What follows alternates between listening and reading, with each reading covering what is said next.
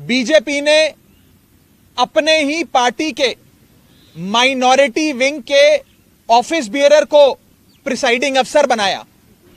यानी कि जो शख्स घोषित भाजपा का सदस्य है, उनका ऑफिस बियरर है, पदाधिकारी है, उस माइनॉरिटी विंग के सेक्रेटरी को प्रिसाइडिंग अफसर बनाकर उसकी देखरेख में चुनाव कराने की घोषणा करी।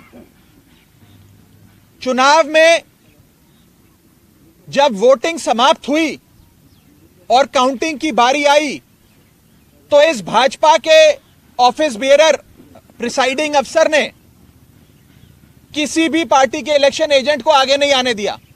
आप सब जानते हैं, आप सब चंडीगढ़ मेयर चुनाव देखते आए हैं, जब भी वोटों की गिनती होती है तो इलेक्शन एजेंट, तमाम पार्टियों के इलेक्शन एजेंट अपनी आंखों के सामने काउंटिंग टेबल पे खड़े होकर काउंटिंग करवाते हैं।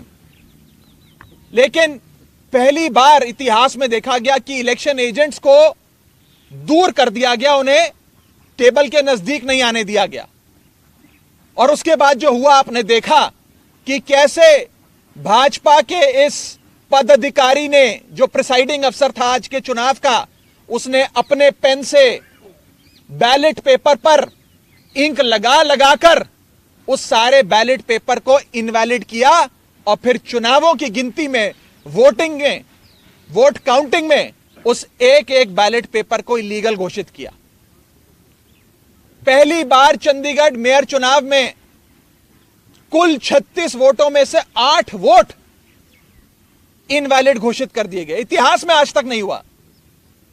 आम आदमी पार्टी और कांग्रेस के गठबंधन को 20 वोट पड़ने थे, हमें 12 वोट पड़े और हमारे 8 वोट इनवैलिड घोषित कर दिए गए। और भाजपा का एक भी वोट इनवैलिड नहीं घोषित किया गया। भाजपा के और उनके कुल वोट 16 थे, उनको 16 वोट पड़े और आम आदमी पार्टी के 20 में से 8 वोटों को इनवैलिड यानी कि अवैध घोषित करके हमारे वोटों को घटाकर 12 कर दिया गया। साथियों, जब भी किसी भी वोट को अवैध घोषित किया जाता है या इनवैलिड करार दिया जाता है तो उस वोट को दोनों पार्टियों के काउंटिंग एजेंट को दिखाया जाता है अवैध घोषित करने से पहले। यह डमी बैलेट पेपर है जो मैं आप सबके सामने लाया हूं। जब काउंटिंग के दौरान इस प्रकार के बैलेट पेपर को इलीगल घोषित किया जाता है तो प्रिसाइडिंग अफसर, अगर मान लीजिए मैं प्रिसाइडिंग अफसर हूं, तो मैं दोनों पार्टियों के इलेक्शन एजेंट को वो दिखाऊंगा बैलेट पेपर की, देख लीजिए यहां इनके निशान बाहर लगा हुआ है, ये इनवैलिड है, मैं इसे अवैध घोषित कर रहा हूं। ऐसे दोनों पार्टियों के इलेक्शन एजेंट को दिखाया जाता है और दिखाने के उपरांत उनकी सहमति से, और जो डीसी चुनाव हैं, जो डिप्टी कमिश्नर बैठे हैं, उनकी सहमति से इस वोट को अवैध घोषित किया जाता है। लेकिन आज ये नहीं हुआ।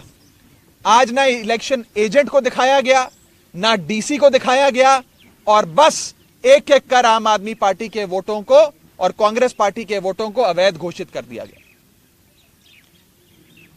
यह दिखाता है कि भारतीय जनता पार्टी इतने छोटे से एक मेयर के चुनाव में, म्युनिसिपल कॉरपोरेशन के मेयर के चुनाव में, अगर इस प्रकार की गैर कानूनी असंवैधानिक घटनाएं को अंजाम दे सकती है, तो आप सोचिए कि लोकसभा चुनाव की हार देखते हुए ये लोग क्या करेंगे। क्या भाजपा इस देश को नॉर्थ कोरिया बनाना चाहती है कि इस देश में चुनाव ही ना हो, और चुनाव सिर्फ उसी स्थिति में हो जहां भारतीय जनता पार्टी पूरी मशीनरी को रिग कर पूरी चुनावी प्रोसेस को विशिएट कर चुनाव जीत सके। साथियों, मैं अनिल मसीह, जो भारतीय जनता पार्टी के माइनॉरिटी विंग के पदाधिकारी हैं और आज के प्रिसाइडिंग अफसर हैं, उनके खिलाफ कार्रवाई की मांग करता हूं। आपराधिक मामला दर्ज होना चाहिए और उनकी गिरफ्तारी होनी चाहिए। ऐसे लोग और ऐसी पार्टियां जो हमारे देश की लोकतंत्र की सरेआम हत्या कर रहे हैं, उन लोगों को बाहर रहने की कोई आवश्यकता नहीं है। उन लोगों की सही जगह जेल है, उन लोगों को जेल होनी चाहिए।